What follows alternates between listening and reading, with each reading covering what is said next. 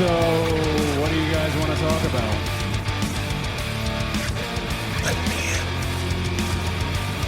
You can call this the New World Order of Wrestling, brother. Put out the caution tape. Put out the orange cones. Acknowledge me. Hey everyone, and welcome to the latest episode of A Plus Wrestling here on A Plus Productions. It has been quite the week in pro wrestling and quite the weekend for WWE, New Japan Pro Wrestling, and so much more. We're going to be talking about all of that here on this week's episode. I am Boris, and as always, I am joined by Hutch. Hutch, how's it going? It is going great, Boris. I am so busy, and I was just talking to you about the morning I had today. Man, I wish you too. I know you had a hell of a weekend outside of wrestling stuff and baseball stuff. You had a lot of personal things, especially in the last 24 hours. Yep. So I bet you wish the same thing. I wish I could clone myself. If I had another me, which would be annoying for a lot of people, I'm sure, but it would be great for me, especially if I got along with the other me, which often you don't get along with people like yourself. But we should contact Tony Khan, get the L clone. The L-clone technology, in Star Wars, they have the tubes, right? That's how they remade the Emperor. We've got to get the clone technology. Although I'm afraid, did you ever see Alien Resurrection? Where they had the multiple, they were trying to clone Ripley from her dead body, and they had the multiple monster versions of her in the tanks. That's exactly what would be. I bet you Tony Khan has an underground bunker filled with all these deformed Ares L-clones. It's the same place where they woke up Luchasaurus. That's the same facility. That's where Jack was, where they've got the L-clones. And I bet you they've got some monstrosity down there. But I'm willing to negotiate. My clone doesn't have to be perfect as long as it's partially functional. And I can get it to do the slave labor stuff, just clean exactly. Make the bed, all the tie my shoes. The bullshit work. Yeah, the minutia that drives you nuts. Exactly. Yes? Exactly. Listen, I'm on hold with Bell. You're on hold. And when they come back, say yes, and then signal me. I'll come back and I'll do the grunt work with figuring out the bill. But you're still me, technically, right? Exactly. By law, can you have, or would it be my clone? Yeah, probably. Do clones? We'll get to that point somewhere. Do clones have status, or are they just slave? Is he a real person? That's an ethical question and a conversation. I guess so. For another fucking day, man. No, it's been crazy. Because that's your way of saying let's talk wrestling. Let's talk wrestling. Let's get right into this. We have a lot to talk about this week, so let's just jump right in. Saturday night. I really wanted to have the Android versus clone debate for future, am I going to have an Android when I'm old, or am I going to have a clone? What do you think? What's better? What's cheaper? What's better? Look at stocks for the future. What should I invest in? But yeah, okay, wrestling. Sorry, buddy. God damn it. Focus. Saturday night's main event happened this past weekend for an interesting show, to say the least. Let's talk about the show as a whole. Were you able to watch it? I kind of know part of this story, but let's expand on that a little bit. Well, the story was I had family stuff, father-in-law's birthday. Everybody's there's a bunch of men there that are annoyed they're not being able to see the game or listening to the game. Get home, start watching the game. It goes long, as we know. And right at the end of the game, my good buddy Ron texts me. He's like, hey, we're talking the game in the last innings, and as it's going into extra innings and whatnot, and somewhere in our text, he's just like, bam, here's the results of Saturday night's main event. And I was like, oh, dude, I haven't watched yet. I guess he had assumed I'd watched before, because I told him I just started watching the game halfway through. I guess he assumed I was watching Saturday night's main event and then started watching the game. I didn't tell him about that. So he told me all the results. So I went in already seeing it, but I did watch, and I don't know. The most exciting part of a Jey Uso match is the fear of whether or not he's going to actually win or not. Please, God, don't win. So, I didn't have that fear. That was gone, right? I knew what was going to happen. But is the Uso experiment over, pal? What do you think? So that's exactly one of the points I wanted to make. So let's just jump right into that. Is the Uso experiment over? No, I think that they are still fully committed in him as a singles wrestler. I think what we're seeing now is a possible shift, based on his the way he carried himself in the match, the tweets or the Instagram posts after, where he kind of put up the middle finger and said, "Y'all," or something like that. Is this? That was kind of good, right? I kind of like that. let's see what he does as a heel. Let's give him one more chance. Can he pull off a heel persona? I know that there's a lot of people listening on this show right now already probably saying no. But Hutch, what do you think? Can he pull off a heel persona? Oh, totally. Like, we were already talking about how he's like a bit of a whiny bitch and we don't like him. He's like, yeah. Like, of course he can pull it off. And he was a heel for a long time as part of the bloodline. Like, think about when, like, he was Sammy's buddy, and Roman doesn't like how buddy he is with Sammy, and then they bring Sammy in. And then when Sammy, I think, did the super kick or did the betrayal, like, it was Jay who was the most upset right away. Like, you know, and, like, he got mad for a while. Like, that's your... Yeah. Jay's not going to be the dominant king type of heel, like Roman, who's like, you know, I think they like pretended Roman was insecure. Like they had to kind of feed you the storyline of like, is Roman losing control? But you could tell he always was in control. They could really pull off that Jay as the head of the bloodline, and then is he losing control? Because he comes across as like weak-minded in a lot of ways. Like he can pull that off. And I think that would be a great character. I think that's a great character, especially for heel. A heel, just remember, heel, there's various dimensions to a heel, right? You have the dominant heel, and then you have the shitbag heels. And I think he can be a great shitbag heel and just lean into the hate that the internet wrestling community is giving you. It'll be interesting to see what happens, even starting tonight on Raw. We'll see.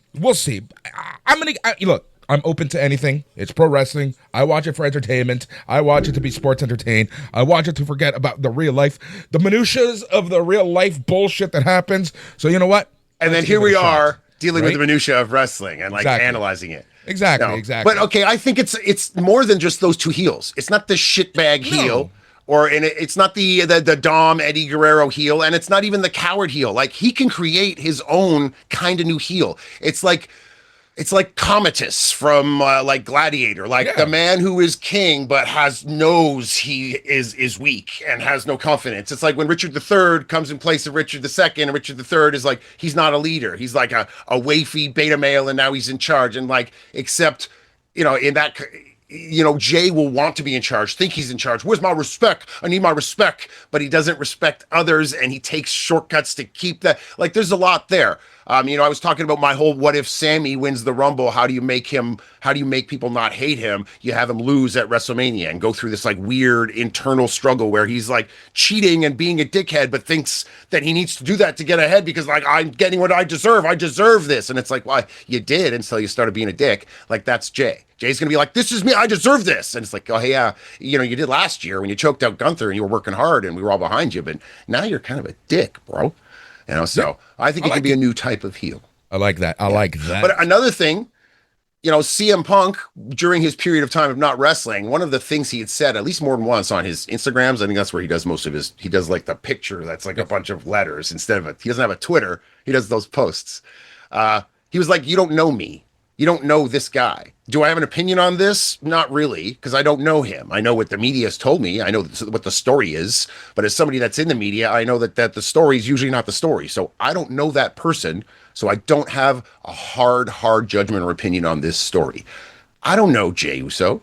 I don't know if the freaking, hey, let's go doing the tribal dance thing, or if the fucking whiny heel and my brother, like, what is the real Jey Uso? Jey Uso's probably a cool dude. He's probably nothing like the whiny guy we know. So he has already been pulling it off, if I'm correct. So he could probably pull off anything. They probably have a lot of confidence in him in a lot of ways. Even though he's not the best in-ring worker, they must have put him here for some reason. Let's just remember this. In WWE especially, you don't have to be the best in-ring worker. At the end of the day, can you pull off the character that they are giving you? That is the most important thing in WWE.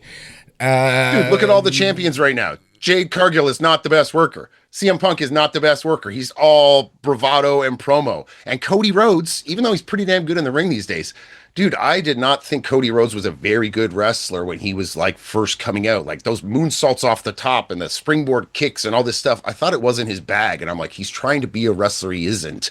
And I didn't think he was that great, but I've been proven wrong. I might even apply the word great to Cody Rhodes.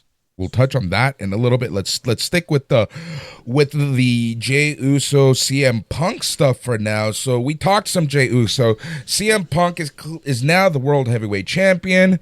Hutch, not only did he get the clean win, which I think leads into Jey Uso's heel character, heel transformation, but what's next for CM Punk? Is he going to continue a program with Yeah. Jey Uso, or who would you throw a Punk's way at this point? You know, the stuff that I was going to say about Jade Cargill, I guess, could apply here.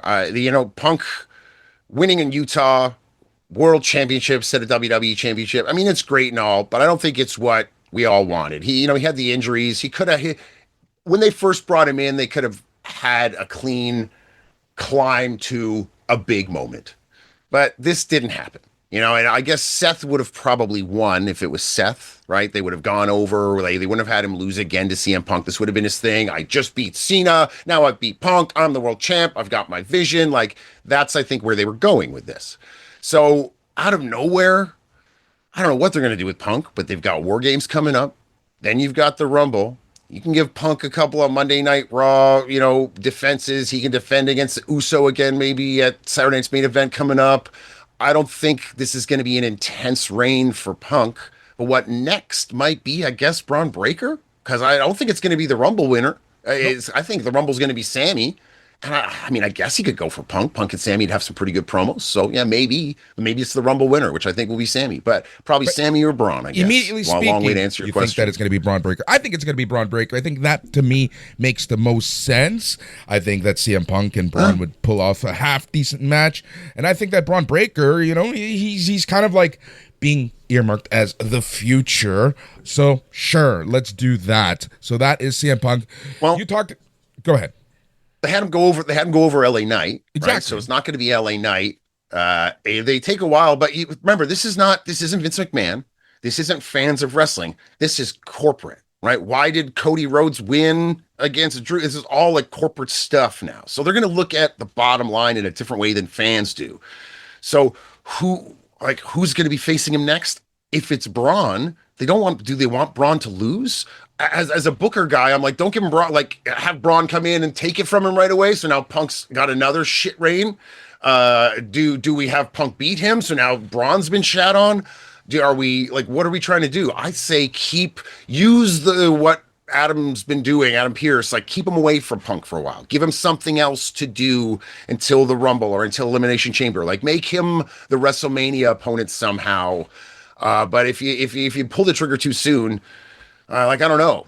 Right now they're in a holding pattern. They were expecting this to be Seth, right? Having it on Punk for a while, giving him a bit of a reign might be your safest bet, just until you can build something for Mania. I don't That's know. the thing, right? I haven't really given it much thought. We're in that season now where, the Mania thoughts, the Mania programs, I'm not going to say are starting to take shape, but you got to start thinking into that season, which is just around the corner. We're already in November, we got Survivor Series, and then really the next big thing is Royal Rumble, which is WrestleMania season. So not that far away, but I do like the idea of keeping them away. Because that is, right now, I think that might be the big match on the Raw side of things, Punk and Breaker. So do you want to spoil it? It's always an exciting time of year. Build it up into something that makes money.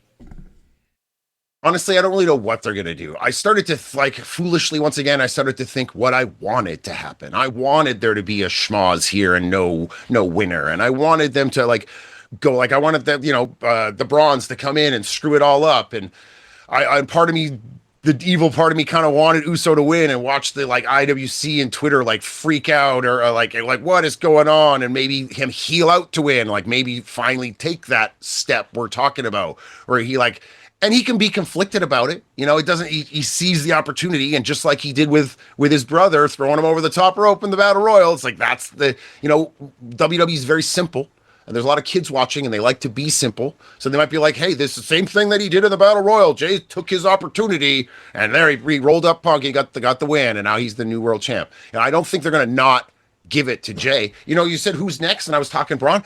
I don't, we started this whole thing by saying, is the Jey Uso experiment over? And you said no. No, they're probably going to put the title on him at some point, and maybe as a heel, and maybe as a conflicted moment where he heels out to win, or where he full on turns heel and then has a different attitude, just like Jade Cargill. I have a different attitude. I'm coming in. I'm going to kick some ass. So who knows? But as weirdly as this was kind of blasé as it happened, Punk in Utah lifting his title after beating Jey Uso. I'm hoping that they can make it exciting in some fashion because I don't know what's going to happen. So that's what they got to lean on. There we go. Let us talk about another title that changed hands, and that is the Women's WWE Championship. Jade Cargill is your new champion. She beat Tiffany Stratton in quite the dominant performance, really focused on the knee and the leg. It's being reported that Tiffany Stratton's going to take a little bit of time off because of nagging injuries, especially to her knee. So, same question. Now what? Now what do we do with Jade Cargill? Well, I mean, that's what I was going to say was all that CM Punk stuff. I mean, Jade Cargill, I don't think she's ready to be the world champ, but she looks good. They put her over the right way. This is how you put over a dominant heel. And she doesn't have a lot on her plate coming up. She can be slotted into the War Games, hold her title up, be dominant, whatever. She can coast through into Royal Rumble. She probably won't be defending the title there. Maybe she will against like a lower card person or something, but you get where I'm coming from. Like the Rumble's not focused on the champions, Elimination Chamber. She can make it all the way to Mania and get her Bianca Belair moment. Belair returns at the Rumble. You know, I've been thinking so much about Sammy and being in Saudi. Who's going to win the Women's Rumble? I mean, Belair, she's won it before, obviously, but she could come back, win the Rumble, go after Jade. But they could obviously do it a million different ways because she already has a built-in story, so she doesn't need to win the Rumble. But I think it's going to be her. What else are you going to do with Jade? Have her go over a few people, especially people that can make her look good in the ring with this new heel persona, like bump for her hard. Because I've had enough of Nia Jax as our big women like heater monster. Like let's move Nia Jax on. And let's get Jade Cargill in there, because if we're going to have somebody that's not the best worker and is a great big gal kicking ass, let's put Jade Cargill in there as our not a great worker who is a great big gal kicking ass, because she's a little nicer to look at, and at least it's something different. You know, no offense. I like big girls. You know, Nia, you're fine. Sorry, I know you're not watching, but hey, I don't want to offend anybody. But we need something new. And this slick back hair, kick your ass, squash match, basically. Was this a squash as far as you're concerned? 5 minutes. I think so. I think it was a very dominant win. Squash, 5 minutes of in-ring action. I don't know if that includes entrances, but I think a Tiff maybe get 30 seconds to 60 seconds of that. It was mostly Jade. She put her away hard, power bomb right into her finish, like pump handle, lots of power moves. It's like they've decided. It's like Paul Heyman talked to someone, was like, "Hey guys, I got an idea. Let's do this the right way." And they're like, "Let's give her like half a dozen big power moves. Let's get her in and out nice and quick. No more tag matches. No more triple threats. No more this and that. Let's just smash her over like Vader in Japan. Let's smash her over like Goldberg. Let's smash her over like Brock. Let's get her in there. She's this great big huge Amazon that's amazing and is so talented and is so beautiful and all the things you keep telling us she is. This is a great way to make it that way, right? That's what wrestling is. So cater the product to her. That's literally exactly. Let's do it. I can get behind this Jade Cargill, and you know I'm not a Cargill fan. Yeah, and that's the thing. That's something that WWE does fairly well for the most part, is take someone like a Jade Cargill, kind of hide the fact that she's not the best worker, yada yada yada, and propel her into superstardom, and that's essentially what they're going to need to do. Especially, it's. I like the fact that she's turned heel, and now it's just like, let's see what happens. It'll be very interesting there. All right, let us. Hey, talk. was there any botches? Was there any botches in this match? No, I don't think so. And it's hard to say that on a Cargill match. Like even like not even a straight botch. Like sometimes just footwork and timing and like pauses and like second guessing that you can see in the ring, but it still kind of goes smoothly. But you're like, okay, it wasn't that smooth. Like that wasn't someone who's like lives and breathes in the ring every day. This is someone who's still kind of green but got it done. I didn't see any of that. She was like, I'm gonna kick your ass. This is what we're doing. They probably went through the match too. But I know you want to move on, but we haven't talked about Tiffy. I think she had an okay reign. It's too bad she only had a couple people to defend against. It was mostly like Nia and like I don't know what. But weirdly, it was a shit reign because they like nerfed her. Like I've been wanting to talk about this for a while. I actually went back and watched a couple of NXT things. I did a watch along with a buddy. And like what happened to Tiffany Stratton? Like corkscrew moonsaults and like freaking flying like Jeff Hardy moves, like the rope and swinging down like Naito and smashing them in the face with her feet and rolling back. She had all these moves. Like she is fully nerfed. Like is this knee really screwed? Has it been screwed for months and she's just been taking it easy in the ring? Or did they fully nerf her? That's what they've been saying. But also look at the people she faced in that time. The Becky Lynches of the world, right? Like, how can you have a bad match against Becky Lynch? So. At the same time, having said that, counter argument. I love how I'm kind of arguing myself. You know, the fact that she can pull off those moves is a testament to itself, right? But I think if you went online, people would say she had a bad reign, and it's not because she's a bad wrestler. It's like they kind of gave her bad stuff. They didn't give her anything, you know. Like it's like Julia. Matches. I keep forgetting Julia exists. She's got a Dean Ambrose style U.S. title reign here. I forget she's around, and 8 months from now they're gonna have her lose to someone, and I'm gonna be like, oh yeah, who's this again? Right. You know, like crazy.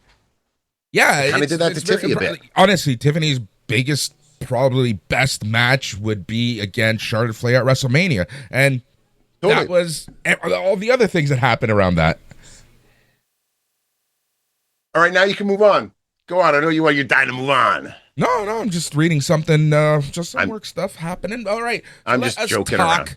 About Dominic Mysterio, one of the, if not the best character right now in WWE and AAA, adored in Mexico, maybe only second to El Gran Americano in Mexico at this point, which is a whole other issue that we're going to talk about. I love it. I love it. But Dominic Mysterio, still IC champion. Man, he is flourishing and growing up in front of our eyes. How much longer until he is world champion?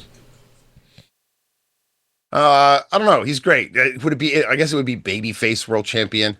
I don't know. Dom gives us all that warm, fuzzy feeling for some reason. We like it. A lot of people have been upset. Like, he can't just, like, I realize, you know, I'm on Twitter and I realize, okay, this person's probably like 16 or 14 or something. Because they're like, I don't like that he's cheating all the time. This and this and that. And it's like, he's not really cheating. He's cheating because that's just the finish of the match. It's like, Dom's a good wrestler. You got to think of it like a booker. Like, what's the finish of this match? The finish is Dom cheating. It's not because that's the only way he can win. Like, he's a good wrestler and his character's over. And right now the Eddie stuff is the character. And like, I don't know, it's great. Like, all of these coming up with all these interesting ways to win that in some ways are just, some of them are old Eddie things. Some of them are slightly new things, but dude, he is so over. And yeah, he'll be world champ one day. Yeah. But where are you going with this? Are you going to talk about, everybody seems to be talking about how Dom should be Cena's last opponent. What do you think of this? Nah, I don't think so. I don't think it should be. I think they sure give him a match at Survivor Series, whatever. It is San Diego. Cena, Dom, San Diego would be very interesting on paper. Not sure if they want to give Cena the title to make his last match kind of quote unquote mean more. I don't think it needs a title. I don't think that should happen. But yeah, I think yeah, it'll be very interesting to see what they do with Dom. Like, I've been a fan, honestly, since day one. There was always something about him. There was always something about his character work, especially when he went heel, that I was always very, very intrigued on. Now we're seeing it, and the crowds, right? Like, at some point, it's going to be to the point where you cannot even keep him as a heel. You won't be able to keep him as a heel, and we're close to that point, if not already there. Yeah. Sorry, my phone rang and it like completely blocked out my headphones. It started ringing there. I can't believe it. So annoyed by that.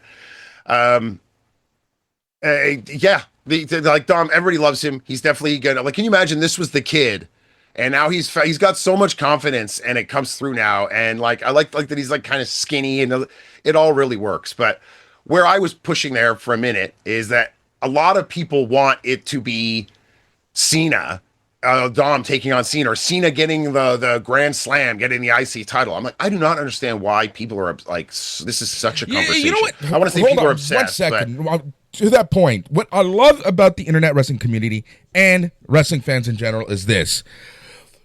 It's all about nostalgia. It's all about moments. Everyone complains about bullshit like that. But let's give Cena that IC title.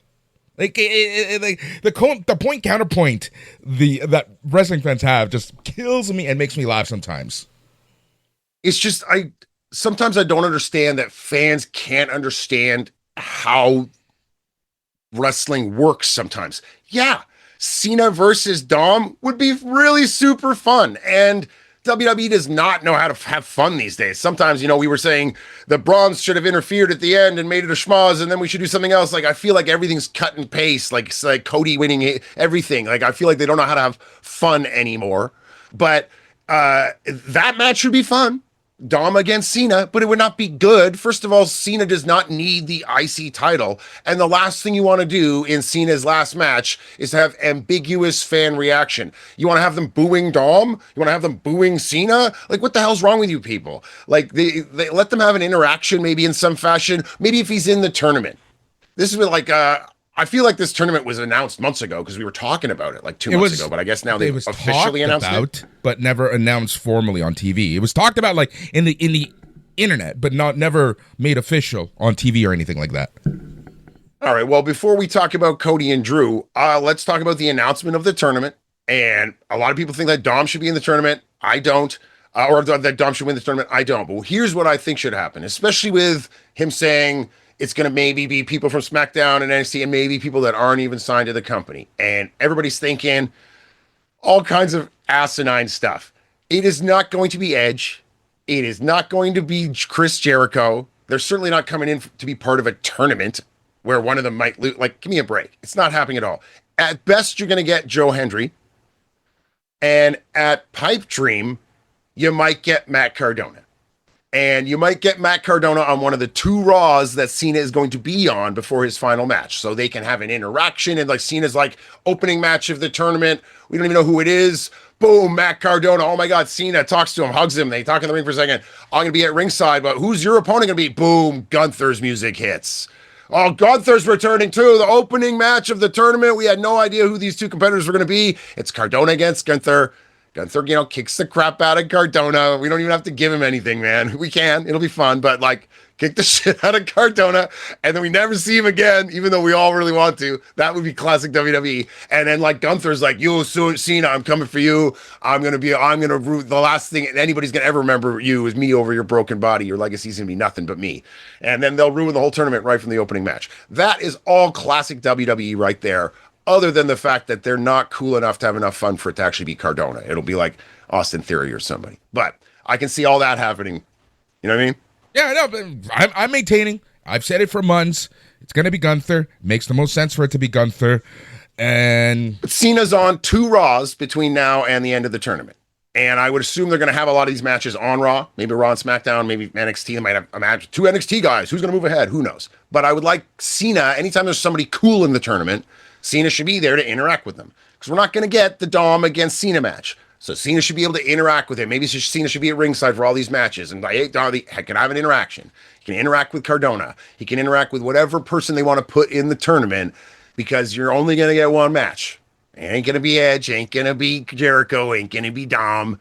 Most likely it's going to be Gunther, because that's a way of putting Gunther in a main event place without having him chase after Punk or chase after this or chase after that. Like there's another person, Punk, we were talking about. Like there's a lot they can do. Like I was saying, not knowing what's happening is what they should be leaning on right now, is the whole who could it be.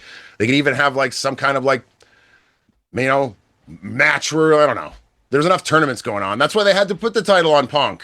And they couldn't do something fun because they already got this other tournament planned. They can't have another tournament. This isn't Tony Khan. This is Triple H. So, anyways. Yeah, that's pretty much it. Yeah. Gunther, boom. Let's move on. Cody Rhodes over Drew McIntyre. This is the one result where I'm just like, you really should have given it to Drew. What's next for Cody? Is his reign now just coasting until WrestleMania at this point? Like I just don't. I'm racking my head trying to think what's next for Cody. Nothing stands out for me. Nothing seems fun for me. I don't know. What do you do? So this is another corporate side of things. I'd like to think that they know Drew McIntyre needs to win this title. Cody's always better chasing. He's been a champ for a long time since he's first got the title. So he's better chasing. You can't completely kill off Drew with another loss to Cody in some fashion, and they will probably fight coming up. But you're looking at Saturday night's main event. It's not a major PLE. It's only 4 matches. They only just skirted it not being on NBC, and I don't think ESPN is a big moneymaker for them. And so I don't know. I don't think it's the spot they wanted to do this. They're already putting a title on Jade. They're already being forced to put a title on Punk instead of having him lose to Seth Rollins. So they could have given it to Drew here, except we can't have all 3 titles go. And now it's just not you have a point. Why not? but I think that's just not what they would do. They're looking at, they're saying we can't have all three change. And me thinking that they were going to change it here, I should have known better. As soon as they put in the stipulation where Drew's like, no, I need this stipulation, I should have known they were going to use that stipulation somehow against him. Because now, I mean, you got boo-hoo Drew got screwed. I got screwed again.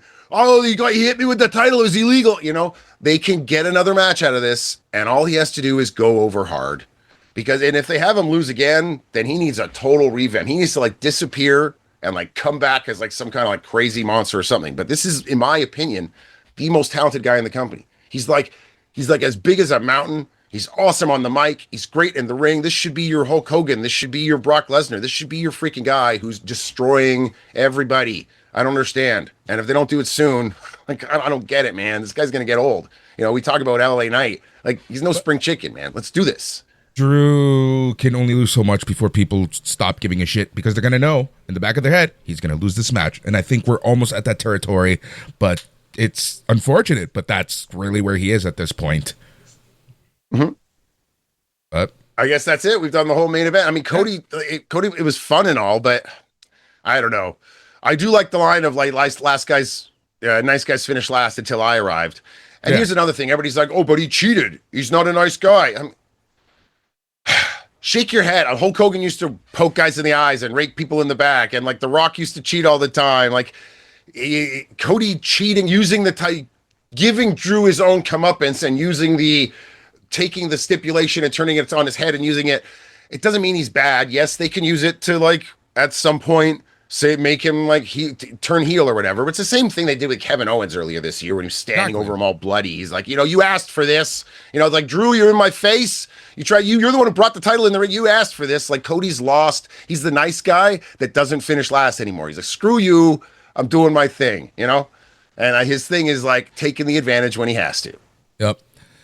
AEW. It's not a hard heel thing. Let's flip the page to AEW. They have arguably two big shows coming up over the next few weeks. November 12th, which is next Wednesday, we have two Blood and Guts matches, aka War Games. Then later on in the month, we have Full Gear happening, which is interesting split of attention that AEW is doing. But let's talk about this. And I have a question for you, and I've been thinking about this a little bit. We have Blood and Guts on November 12th. We have War Games Survivor Series happening later in the month. Are we going to be War Gamed out by the end of November, or leading into Survivor Series? Yeah, like I don't remember any of these matches now. I remember the odd spot, but it's weird. I remember like the first Hell in a Cells, and I remember all the like War Games matches from NWA, a lot of them, because they were new and they were fresh, and you'd watch them over and over. All this stuff is just carnage to me, and sometimes it seems forced. Like, do we even know who's going to be in these Blood and Guts matches? Have they announced? I don't know. I don't know why I haven't been up. So on the women's side, on the women's side, we have Jamie Hayter, Queen Aminata, Willow Nightingale, Harley Cameron, Tony Storm, and Chris Statlander versus Julia Hart, Sky Blue, Tekla, Megan Bain, Marina Shafir, and Mercedes Moné. Yeah, okay, I remember that now. And it's weird that this is happening in the middle of the like tag team tournament as well. Like, because all these ladies are all intertwined with each other. I like that Hart and Sky like kind of won over Hayter and Aminata. I wanted Hayter and Aminata to like kind of win the whole thing in a way, but I like surprises. AEW knows how to have fun. So there you go. But it's weird. I don't really want to see all these ladies in this match, like beating the crap out of each other and hitting into steel and stuff like that. Like, but if it's going to happen, but that's a lot of ladies. Is that 7 on each team? Yep. You counting it up there? Wow, that's 14 gals in this double steel cage. I sure hope somebody doesn't get hurt. Because as a promoter and somebody that is, wrestlers will tell you, the more bodies, the more danger. Battle royals are where you get hurt. When people break, strain their knees, break a leg, things like that, a lot of times it's the bounce of the ring. Have you ever been on a trampoline and landed at the same time as someone, or just like a second after them as you're bouncing together? Right. And you're like, the ring is very much like that in a lot of ways. Like all these people in the ring running around. It's you in a smart battle royal. You don't see a lot of running the rope spots. If it does, people will back out of the way and give them space. If they're smart, you oftentimes see oblivious people walking into things. Right. But I don't want to see anybody get hurt. But I guess I'm looking forward to it. We'll see what Toni Storm does. I'd like to see when she's covered in blood. It's somehow interesting. I feel like she's invincible. She's like made out of rubber or something. I don't know. I can't remember the last time she was actually injured. But Then what do we got for the men? On an immense sorry, we go have on. Darby Allin, Roderick Strong, Mark Briscoe, Orange Cassidy, and Kyle O'Reilly versus the Death Riders, John Moxley, Claudio Castagnoli, Wheeler Yuta, Daniel Garcia, and Pac. And so that's a 5-on-5. Yep. Yep. Yeah. Is that 5-on-5 there? Yeah. I answered. Yes. Yeah. Sorry. You nodded, I guess. I don't know if you had an answer, but yes. We'll cut that out. Yes. Yeah, that'll be fun. I'm a big Roderick Strong mark, so I'm all into that. But of course, he'll probably lose. They'll lose, right? They've been putting Kyle over pretty hard on Moxley, like at least in the matches, making him look extremely capable and competent. And so this will be a great match. I guarantee you all the best spots are going to come from Kyle and Roddy. Like, Roddy's such a beast. Maybe they'll use this. Is anybody out there listening to me? Maybe they'll use this as the catalyst that Roddy like turns on everybody and joins his wife and joins the Death Riders. Like, personality wise, he might not be part of it, but like, remember back to the Adam stuff? Picture him with like the gray sides and the glasses and Adam and like what's that independent wrestler like Tom Sowell or Sowell, like he's like this like little like wrestler guy. Like, just imagine him as like a little beast on all fours and Marina Shafir standing over him like the Steiners, like Scott Steiner and Rick Steiner, and he's part of the and he's like suplexing everybody and tagging up with freaking Claudio and kicking ass while the Wheeler and Daniel are doing their thing now, right? Give Roddy freaking to Claudio. Imagine that as a tag team with Marina Shafir skulking around ringside, like my husband, like and he's like a maniac throwing people around like bags of dirt that are twice his size. Like, Roddy's such a beast. We were talking about Drew McIntyre being wasted and getting old. I feel like Roddy you could throw another 10 years on him, he'd still be able to kick anybody's ass. Like, this guy's with like his veins look like steel cables. Like, he's one of those guys that are like, he's so strong, and so is Claudio. Like, they are made from the same kind of mold. Can you imagine him turning, being like a freaking psycho with his like horn rimmed glasses, part of the Death Riders?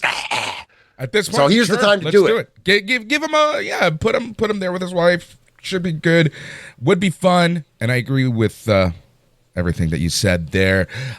So either Riders over because they need to get all the heat back that Moxley lost, or Conglomeration over, kind of bringing them up the card a bit instead of them just being the ragtag band of Rugrats, and the Death Riders now losing in a freaking match that's almost like their staple match if they've ever lost one of these or any Stadium Stampede. I don't know. Go back and see which ones they've lost, but this could be the catalyst for what people are saying online, that the Death Riders might be dying and maybe they get rid of, like, who knows. So like once again with AEW, they could go either way. They like to have fun. Both ways work at the end of the day. So I'm good with that. Along with AEW, on Collision this past weekend, we had a amazing match. Were you able to watch the Bandito match? I woke up this morning and I remember you told me to watch that and I didn't. I'll go watch it after this. I'll do a watch along maybe with something. Bandito, Mascara Dorada, amazing freaking. Yes, I heard about that. I'm a big Dorada fan. So. Yeah, and Bandito is continuing his case for being Wrestler of the Year. It's almost impossible not to give it to him at this point. Yeah, like he's completely off the hook, and he's such a nice guy. Like those sequences with his mom, and like getting the sweater football jersey, like in the post show stuff. Like, he's just such a sweet dude. And like I was saying before, like I can see him and Brody is really like a sweet teddy bear guy, like reading books with his glasses on and like very nondescript, like outside of the ring. So like I can see how these guys are probably like best freaking buddies. Like, I love this tag team, and this is like the fun that AEW likes to have. Exactly. Is this tag team, and then like going with it still. I love it. All right, there we go. So, hey, wait. Let's talk New Japan, baby. That's literally where I was going to go. Say we can turn the page on AEW. Let us talk New Japan Pro Wrestling. We are getting closer and closer and closer to Wrestle Kingdom. Hutch, what are your thoughts on what is going on right now with New Japan Pro Wrestling? Yeah, I got to tell you, New Japan, this is the month with all these like War Games matches and Blood and Guts matches and all this chaos. I'm just going to go to New Japan for November because they just finished the Super Junior tag. This event that was Hiroshi Tanahashi's last time in his hometown, and they don't go there very often. It's been like 5 years since they've been there or something. They do go once in a while. But his final event there, Konosuke Takeshita beat Hiroki Goto in a hell of a match, kept the title. Moving forward, probably going to be taking on Yota Tsuji at Wrestle Kingdom, title for the global. It's been announced. It's dude, that's going to be great. And he went over Tanahashi in the match before the main event. Super Junior Tag, House of Torture won it. They got every single victory. They came in as tag champs, won every single match, and then won the tournament. It's only happened very, very rarely in New Japan history that happens. And unlike the last time it happened, they just cheated the whole time. It was great. Everybody hates House of Torture. But another reason that New Japan is the place to be in November is they're going to be starting the tag league soon, like the actual tag league. And Super Junior Tag League is fun. And they certainly get weird combinations because they bring in guys from like Dragon Gate and like Noah and all this stuff, and they team them with New Japan stalwarts, and so it's pretty fun. But Tag League's going to be off the hook this year, just like every year. It's really kind of like a hidden gem. So if you're looking for some good old-fashioned wrestling, they're going to have it. Plus, they've got all their weird events. They already had the second Taiji Ishimori's Iron Man ridiculousness event where they had the 120-minute Battle Royal. Was my favorite event this year. In fact, I'm going to do a partial watch along on that as well coming up here. I'm going to get Ronnie on, make him watch that shit with me again. They have another one coming up on the 14th, the third one ever. So they're doing back-to-back this month.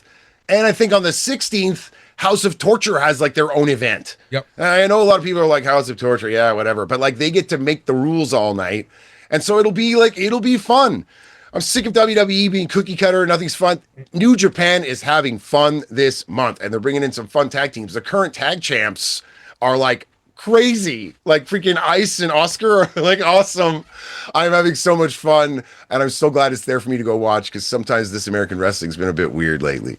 Right? If you Check it out, folks. If you want mindless, good wrestling, just watch some Japanese wrestling, watch some Noah, watch some New Japan Pro Wrestling. You're going to get everything you need and then some. We've been talking about John Cena's final match for so long. We have Tanahashi's final match, and I got to ask you, who will be his last opponent? Oh, Tanahashi's last opponent? Nakamura, baby.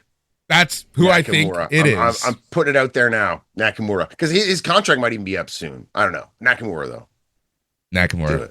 Yep. But it might be an AEW guy. They do have the relationship there. But dude, Netflix, more and more the rumors coming in that they might be buying Warner Brothers. Right. So who knows what's going on with wrestling in the future? Right. Crazy. I know we haven't touched on the business part of too much. We will very soon, but right now details are scarce. But let's see what happens. But yeah, no, that's a very scary thing. Okay. It's kind of like history imagine repeating itself. But imagine sometime in the next year to 18 months before 2027, Netflix buys Warner Brothers. So then AEW somehow has to get dissolved or move off of TV. So now Tony Khan has AEW and ROH. Neither of them have television product, but they're like massive rosters with massive backing. And then go back 10 years. This is a what if scenario. And then go back to 2017. In 2017, the idea that AEW would even exist was out of left field. They hadn't even done All In, the 10,000 people. And now 10 years later, not only have they existed, they've gone kind of out of bill. And Vince McMahon and the indictments and WWE being bought out and now the AAA merger and this has been the craziest freaking 10 years of wrestling insanity. Yeah. In 2017, wrestling was hard. You could barely watch it. It was so one freaking company cookie cutter and disgusting. With a monopoly. And now, thank God we had ROH at that time. Thank God we had New Japan Pro Wrestling at that time. But yeah, there wasn't much to watch. New Japan, but now there's New Japan was just starting to come down from the peak. ROH was in the midst of their Sinclair tightening of the belt stuff. So that was a bad time for wrestling. But yeah, ROH, man, what are they going to do with ROH? There's another roundtable for us. I was thinking we skip the Monet thing. We should just do what are they going to do with ROH? But anyways, I got a million things to talk about, Boris. I can keep going and going and going, man. You want to talk about New Japan some more or whatever? We talk about. What about AAA? What about Chelsea Green and Ethan Page of the new AAA mixed tag champs? You knew you were going to go there. Ethan Page, Chelsea Green, mixed tag team champions happened over the weekend. Oh, this pairing is so good. Can we just move Ethan Page to the main roster? Like this is it's almost They're criminal. It's criminal that he's not there. Yeah, they might bring him up as part of her like cabinet, right? But he's doing great things in NXT right now. Not that you want to stay there, but that was the best match on that last pay-per-view against Wagner. And I don't know, just pay him more, pay him main roster, and then do whatever you want with him. The man deserves it.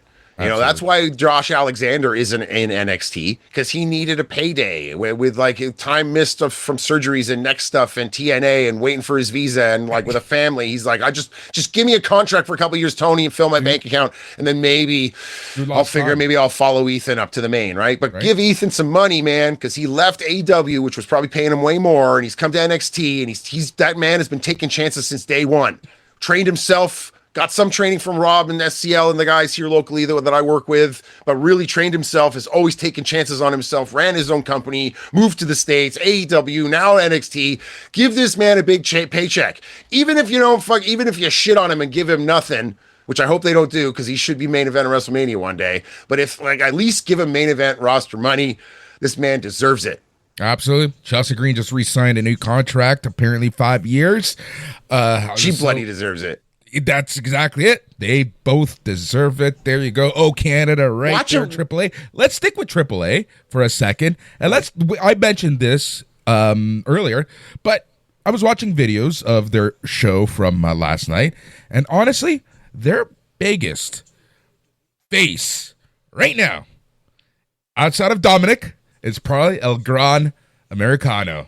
Like, this is totally unreal. I would have never thought. Like, I thought he would be a super heel, but the Mexicans love him. And you know why they love him? They loved him as soon as he opened his mouth, started talking Spanish, stared singing in Spanish. Like, the Mexicans just took that in. And I'm not even Mexican, and I love him. Like, who would have imagined he'd have done a better job than Chad Gable? You would have never thought that. But he just, like, slid right in there, and he loves it.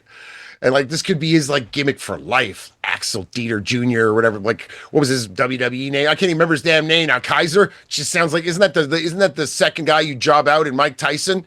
Screw that shit. This freaking El Grande Americano is amazing. And you know what? I'm hopped up on the caffeine. I want a double Vente Grande Americano. Well, you can't really have a Vente Grande, can you? And I just made it up. It's happening. That's how big he is. That's how great he is. And it's awesome. It's freaking awesome. He's so good. He's good in the ring, and he's so fluent, and the singing, and he's like dating like a freaking Latina now. He's like, sorry, Trish. Sorry, Tiffy. You got a bum knee. I need a girl that can go. I love it. They're dancing around, having fun. I'm really looking forward to the next AAA show that we can watch here stateside on YouTube or wherever. But yeah, no, it's great seeing this. Dominant. Yeah, that was on like HBO Max something like that. And that's where AEW's on HBO, bro. We're all just in the Matrix. Like we really think we have choice, but it's all just like yeah, exactly it. That's exactly it. All right, there we go. That is the rundown of the week that was, our thoughts about stuff. Next week, well, man, we have a lot to talk about because next week we probably will go a little deeper into Blood and Guts. We'll have a better idea on the Full Gear card and, well, whatever WWE is planning to do this week because, well, I think this week is a huge week for WWE. You have a lot of new champions. You got CM Punk in there. What's next for Punk? What's next for Uso? What's next for Cody? Tons on the go. We don't even know the War Games matches yet. They haven't even talked about those yet. War Games happening in like 3 weeks. So tons to talk about over the next few weeks in WWE and AEW. You think it's going to be the MFTs? It's going to be Solo's boys in there against the like a mishmash of something. Probably. Wyatt Sick, yeah, that's what'll be happening. Yeah, makes sense. It's weird, like Tama Tonga looks great in his makeup, and so does even Tonga Loa. The other guys all look weird, especially Jeff Cobb looks really weird in the makeup. Tonga Tala looks weird because he's just got like the two straight lines. It's like if you look at early Road Warriors and early Sting makeup, like it took them a while to get used to it. But Tonga and Loa, they got it down pat. They got their little like red, like square, like triangles over their eyes, and like they got it all down pat. Where the other guys kind of look like they're slapping it on. It's like, yo, aren't these your brothers? Aren't you guys all related? Help them out. Help these guys out. Come on, like pull Jeff Cobb aside like a chick at a bar and tell her that her makeup looks like shit. And you like, here, let me help you with your makeup. Okay, Tommy really likes you, but God, you know, look at the state of you, girl. Like, come on, help Jeff Cobb out. Like, he looks really weird. There we go. Hutch, where can we find all of your great work? At Hutch Henry's, pretty much on every platform. We're trying to figure out exactly what we're doing moving forward with this podcast and with some other stuff. But the Jade Cargill squash match has inspired me that I'm going to be doing some squash match reviews. If you want, Boris, you can watch a squash match with me. I got some of the most notorious squash matches that have ever existed in wrestling all ready to go. I got a Terry Funk one where he like squeals like a pig while like kicking the shit out of this guy. Like, it's awesome. We're gonna watch that with a watch along as well as some other stuff. And there's something else that we would just mention a second ago, and I'm like, I'm gonna be doing a video on that as well. But yeah, been a bit behind on the videos, kind of banking them on the Hutch Henry's channel so I can release them all in kind of a succession. But go check out that stuff there. And if you've been watching this long, hopefully if you're not on the Podbean or listening to this, maybe you're on the channel right now. And thanks so much for still being here. Exactly. Where can they find you, Boris? I never asked you that. Exactly. Where can they find all your great work? They can great work. Where they can find my work, you can go. That's what you just said to me, and I went with it. I know. You can go to your favorite podcasting app and search for A+ Wrestling. That's where you get this show and so much more. As Hutch mentioned, we're going to be tweaking things. We're going to be figuring things out. We're going to be doing a lot of great stuff here on A+ Wrestling, or whatever it's going to be called moving down the road. But that is where you can find us. Hit the subscribe, leave a review. That all helps us. Yeah, if you're on the Facebook algorithms, and you want to leave...